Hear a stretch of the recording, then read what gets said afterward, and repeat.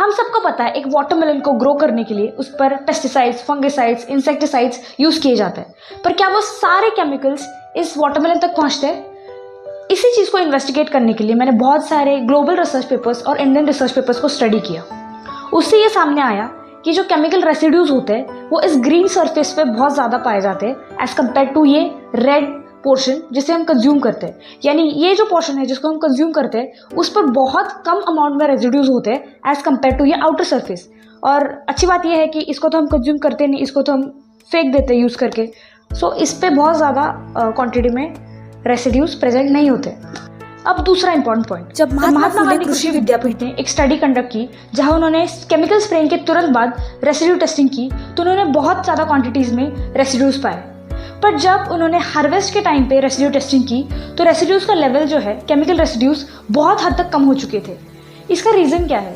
Sunlight, weather, time और plant metabolism की वजह से जो केमिकल्स होते हैं वो डिग्रेड हो जाते हैं, यानी टाइम के साथ साथ उनका लेवल कम हो जाता है। मतलब हार्वेस्ट तक आते आते केमिकल का लेवल बहुत कम हो जाता है। लेकिन हर केमिकल एक जैसा बिहेव नहीं करता।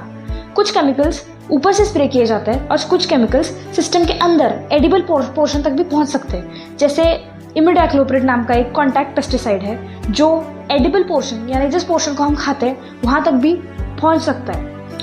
अब यहाँ पर सबसे बड़ा फैक्टर आता है प्री हार्वेस्ट इंटरवल का, यानी स्प्रेइंग और हार्वेस्ट के बीच में कितना गैप रखा गया है। बहुत सारे रिसर्च पेपर्स बार बार ये सजेस्ट करते हैं अगर प्रॉपर वेटिंग पीरियड फॉलो किया जाए तो रेसिड्यूज अमाउंट बहुत हद तक कम हो जाता है। बट रियल वर्ल्ड इतना परफेक्ट नहीं होता।